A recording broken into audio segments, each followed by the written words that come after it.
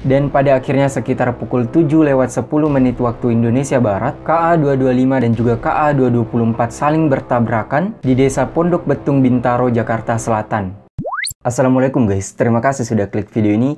Jadi di video kali ini aku akan menceritakan tragedi Bintaro, di mana tragedi ini merupakan tragedi kecelakaan kereta api terparah sepanjang sejarah transportasi perkeretaapian di negara Indonesia ini. Tragedi Bintaro yang terjadi pada tahun 1987 menewaskan ratusan orang dalam kondisi yang sangat-sangat mengerikan. Sementara kereta juga mengalami kerusakan yang sangat-sangat parah. Tragedi ini tentunya menyisakan luka dan juga kesedihan yang mendalam bagi seluruh keluarga korban dan tentunya juga menyisakan trauma berat bagi para penumpang yang berhasil selamat. Tapi mereka beruntung bisa selamat, walaupun ada yang sampai harus diamputasi kakinya setelah kejadian itu, karena kakinya mengalami luka parah, terjepit di dalam kereta. Dan sebelum kita bahas tragedi ini, aku mengajak kepada teman-teman semua untuk mendoakan seluruh korban-korban dalam tragedi Bintaro ini. Semoga mereka semua diberikan tempat terindah di sisi Allah Subhanahu wa Ta'ala. Jadi guys, walaupun tragedi ini terjadi di tahun 80-an, yang tentunya pada saat itu saya belum lahir, tapi tragedi ini sangat-sangat terkenal dan tak akan pernah bisa terlupakan. Bahkan untuk mengenangnya, tragedi ini sempat dibuatkan film dan juga lagu oleh musisi legendaris Indonesia yaitu Iwan Fals dan juga Ebit GAD. Judul lagunya apa nanti aku bakalan kasih tahu kepada kalian semua. So nggak usah banyak bacot lagi, langsung aja kita bahas. Jadi buat kalian semua yang penasaran, stay tune.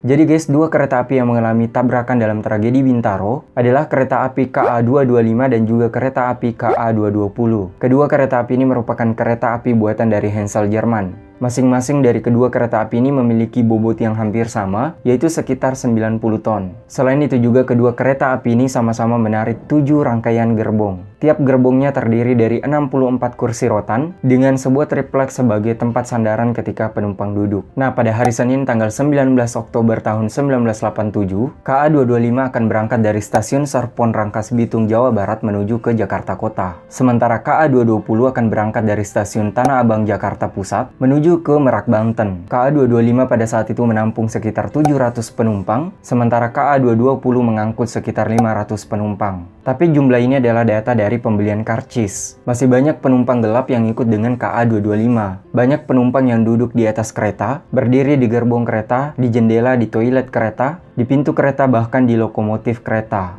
Lokomotif itu adalah bagian depan kereta guys, atau kepala kereta, yang tentunya hal ini bisa dibilang sangat-sangat mengurangi kenyamanan dan juga sangat-sangat berbahaya.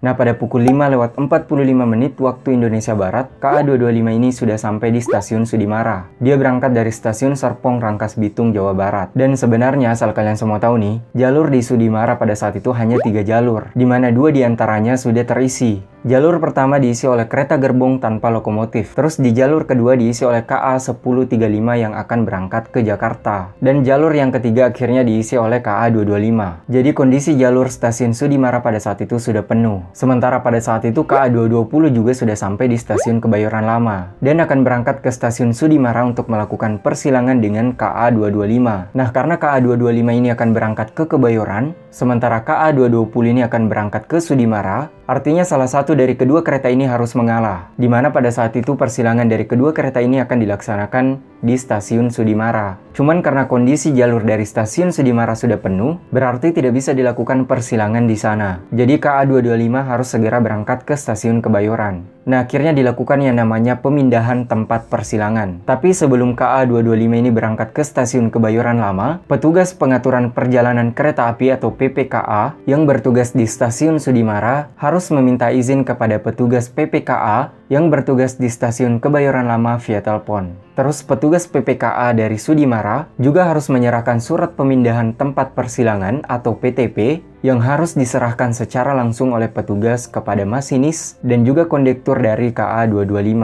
Jadi PTP ini nggak bisa dititip-titip karena bisa saja dipalsukan. Jadi harus petugas langsung yang menyerahkannya. Tapi guys, ternyata surat PTP itu diserahkan oleh petugas Sudimara tanpa menelpon petugas PPKA dari Kebayoran untuk meminta izin terlebih dahulu. Nah, setelah dia menyerahkan surat PTP itu kepada masinis KA225, baru petugas PPKA dari stasiun Sudimara ini yang bernama Jamhari menelpon petugas PPKA dari Kebayoran yang bernama Mat Ali untuk meminta izin pindah persilangan. Si Mat Ali ini pada saat itu bilang, "Gampang, nanti diatur." Begitu kata si Mat Ali. Dan ternyata pada saat itu si Mat Ali ini shift malam dan akan segera kembali ke rumahnya setelah pergantian shift. Nah, sebelum Mat Ali ini pulang, dia menyampaikan kepada petugas shift pagi yang pada saat itu adalah Umri Hadi. Dia bilang kalau KA251, KA225 dan juga KA1035 belum tiba di stasiun Kebayoran. Tapi KA251 sedang menuju ke Kebayoran untuk melakukan persilangan dengan KA220. Nah, Mat Ali ini cuma menyampaikan seperti itu kepada Umri Hadi. Nah, selanjutnya setelah KA251 sampai di Kebayoran, Umri Hadi menelpon Jamhari untuk meminta izin memberangkatkan KA220 menuju ke stasiun Sudimara. Tapi pada saat itu katanya Jamhari ini sedang sibuk, jadi dia tidak menanggapi izin dari Umri Hadi. Padahal sebenarnya Jamhari ini harus menolak keberangkatan dari KA220. Karena KA225 harus berangkat sesuai jadwal menuju ke stasiun Kebayoran Lama, yaitu pada pukul 6:45 waktu Indonesia Barat. Nah, setelah telepon mereka berdua terputus, akhirnya Umri Hadi memberangkatkan KA220 menuju ke stasiun Sudimara. Dia ini berpikir kalau persilangan antara KA220 dan juga KA225 akan tetap dilaksanakan di stasiun Sudimara. Karena Mat Ali tadi tidak menjelaskan kepada Umri Hadi kalau bakalan dilakukan perpindahan persilangan di stasiun Kebayoran Lama. Nah, setelah KA220 ini berangkat menuju ke stasiun Sudimara, Umri Hadi kembali menelpon Jamhari untuk meyakinkan kalau KA220 sudah berangkat menuju ke sana. Nah, setelah itu salah satu petugas dari stasiun Sudimara juga melapor kepada Jamhari kalau KA225 juga sudah berangkat menuju ke stasiun Kebayoran Lama. Nah, setelah mendengar laporan itu, Jamhari sangat-sangat kaget dan langsung keluar dari kantornya. Dia berusaha memberikan sinyal atau tanda kepada masinis untuk lansir atau pindah jalur. Tapi masinis pada saat itu tidak bisa melihat tanda itu karena terlalu banyak penumpang yang berdiri di lokomotif kereta. Jadi pandangan masinis pada saat itu tertutup ke arah tanda langsir atau semboyan. Nah, karena usaha tanda langsir ini gagal, akhirnya Jamhari berusaha berlari mengejar KA225 sambil mengibarkan bendera merah tanda bahaya. Karena pada saat itu KA225 ini belum terlalu jauh, para penumpang yang duduk di atap kereta melihat Jamhari sedang berlari membawa bendera merah mengejar kereta yang mereka tumpangi. Tapi mereka semua ini tidak mengerti maksud dari Jamhari. Bahkan ada beberapa yang justru menertawakan Jamhari, guys. Parah banget kan? Dan kok bisa orang-orang ini tidak mengerti maksud dari Jamhari? Padahal pastinya orang-orang ini sudah sering menaiki kereta api. Dan melihat petugas berlari mengejar kereta membawa bendera merah, pastinya ada sesuatu. Ada maksud dari apa yang dilakukan oleh petugas. Tapi mereka justru tertawa. Dan selain Jamhari ada juga petugas lain dari Sudimara yang berusaha mengejar kereta dengan menggunakan sepeda motor. Tapi usahanya juga gagal sama seperti yang dilakukan oleh Jamhari. Dan karena sudah merasa lelah mengejar KA225, akhirnya Jamhari ini kembali ke kantornya di stasiun Sudimara. Dalam kondisi sedih, tegang, khawatir, dan takut. Dia sudah tahu pasti bahwa bakalan terjadi sebuah kecelakaan besar. Dan pada akhirnya guys, KA220 yang pada saat itu melaju dengan kecepatan 25 km per jam dan KA225 melaju dengan kecepatan sekitar 30 km per jam bertemu di tikungan es di jalur yang sama. Kondisi tikungan yang berbentuk es ini membuat masinis masing-masing kereta tidak bisa melihat satu sama lain. Mereka baru sadar kalau mereka berdua berhadapan setelah berdekatan dengan jarak sekitar 30 meter. Nah, setelah sadar kalau mereka ini saling berhadapan, masinis dari KA225 akhirnya membunyikan klakson berkali-kali dan juga langsung mengerem mendadak. Dia juga berteriak mengucapkan astagfirullah. Pun juga hal yang sama pasti dilakukan oleh masinis dari KA220. Tapi usaha dari kedua masinis ini guys gagal. Karena kereta api baru bisa berhenti total sekitar 200 meter setelah dilakukan rem mendadak. Dan pada akhirnya sekitar pukul 7:10 waktu Indonesia Barat, KA225 dan juga KA224 saling bertabrakan di Desa Pondok Betung, Bintaro, Jakarta Selatan. Sekitar 4 km dari stasiun Kebayoran Lama dan juga sekitar 1,5 km sebelah barat daya TPU Tanah Kusir. Kedua kereta ini bertabrakan head to head atau kepala dengan kepala atau lokomotif dengan lokomotif yang mengakibatkan kondisi kereta sangat rusak parah. Lokomotif KA225 ini masuk ke dalam lokomotif 220. Kedua kereta ini mengalami kerusakan sampai di gerbong ketiga. Dan asal kalian semua tahu pada saat terjadi tabrakan, terdengar suara seperti ledakan yang besar disertai dengan suara jeritan dan juga teriakan dari para penumpang kereta. Orang-orang yang berdiri di lokomotif KA225 sempat melompat dari kereta sebelum kedua kereta ini bertabrakan. Jadi mereka selamat pada saat itu. Dan setelah kejadian kecelakaan itu, para warga setempat berusaha untuk menolong semua korban dari tragedi ini. Ada sekitar 139 orang yang dinyatakan meninggal dunia, di mana 72 orang diantaranya meninggal di tempat, sementara selebihnya tewas karena sekarat beberapa saat setelah terjadi kecelakaan itu. Dan ada 113 korban yang bisa diidentifikasi, sementara ada 26 jasad yang tidak bisa diidentifikasi. Terus 254 orang mengalami luka-luka, 170 orang mengalami luka berat dan kemudian dibawa ke rumah sakit, dan juga 84 orang mengalami luka ringan. Proses evakuasi korban dari tragedi ini bisa dibilang cukup lama dan juga cukup sulit, karena pada saat itu banyak korban yang terjepit di bagian persambungan kereta. Bahkan sampai ada yang meminta agar diamputasi di lokasi, karena merasa sudah tidak sanggup menahan sakitnya terjepit di kereta. Tapi akhirnya bisa diselamatkan dengan menggunakan mesin gergaji besi dan juga alat pengelas. Ada juga nih guys korban yang tidak bisa dikenali wajahnya karena rusak parah. Dan ada juga korban yang anggota tubuhnya ini terpisah. Jadi seperti termutilasi gitu. Pokoknya pasti kondisi pada saat itu sangat-sangat mengerikan. Dan juga penuh dengan darah. Semua jenazah dan juga korban-korban yang mengalami luka parah dilarikan ke 7 rumah sakit terdekat, yaitu Rumah Sakit Fatmawati, Rumah Sakit Setia Mitra, Rumah Sakit TNI Angkatan Laut Minto Harjo, Rumah Sakit Pertamina, Rumah Sakit Pondok Indah, Rumah Sakit Jakarta, dan juga Rumah Sakit Cipto Kusumo. Sementara itu keluarga korban saling berdatangan ke lokasi dan juga di rumah sakit untuk mencari keluarga mereka yang menjadi korban dalam tragedi Bintaro ini.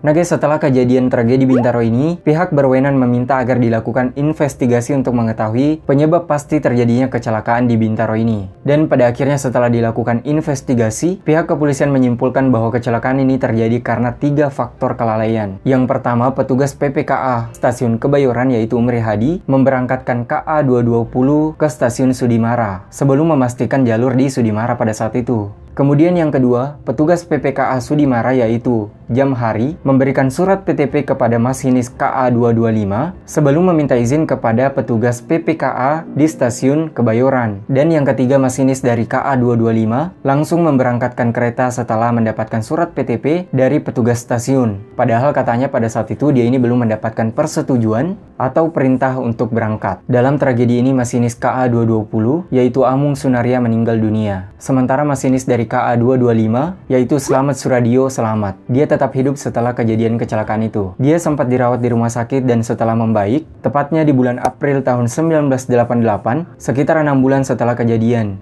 dia dibawa ke pengadilan bersama dengan kontrakturnya yang juga selamat pada kejadian itu. Nama kontrakturnya adalah Adung Syafei, petugas PPKA Kebayoran Lama yaitu Umri Hadi, dan juga petugas PPKA Stasiun Sudimara yaitu Jamhari. Dari hasil pengadilan itu Slamet divonis hukuman 5 tahun penjara. Selain itu dia juga dibebas tugaskan dari pekerjaannya. Terus Adung Syafei divonis penjara selama 2,5 tahun. Kemudian Umri Hadi dan juga Jamhari masing-masing divonis hukuman selama 10 bulan penjara. Slamet ini ditahan di Lapas Cipinang dan akhirnya dibebaskan pada tahun 1993. Setelah bebas, dia sempat mengikuti beberapa kali apel di kantornya. Cuman pada tahun 1994 dia akhirnya dipecat dari pekerjaannya. Terus nomor induk perkeretaapiannya dicabut pada tahun 1996 oleh Departemen Perhubungan Indonesia. Terus dia juga tidak mendapatkan uang pensiun. Kasian banget kan? Bahkan sempat ada isu yang mengatakan bahwa Slamet pada saat itu lompat dari kereta. Padahal pada saat kejadian Slamet masih berada di dalam keretanya. Dia tidak bisa berjalan karena kaki kanannya patah, kulit pinggulnya juga sobek, dan bahkan ada giginya yang rontok. Di dalam kereta itu dia cuma ngesot dan kemudian berusaha keluar melalui jendela. Dan setelah berhasil keluar dia pun pingsan. Dia baru sadar ketika dia berada di kamar ICU Rumah Sakit Kramat Jati. Slamet ini guys membantah isu yang mengatakan bahwa dia keluar dari kereta ketika keretanya akan bertabrakan. Dia memperlihatkan surat PTP yang diserahkan oleh petugas PPKA Stasiun Sudimara yaitu Jamhari kepadanya, di mana surat PTP itu ada darahnya yang membuktikan bahwa dia masih berada di dalam kereta ketika terjadi kecelakaan, dan dia juga termasuk korban dalam tragedi itu. Jadi dia mengatakan bahwa isu itu adalah kebohongan yang besar. Nah sekarang guys, di masa tua Slamet, dia bekerja dengan cara menjual rokok eceran. Dia merasa bahwa pengabdiannya selama 10 tahun di tempat kerjanya tidak berarti.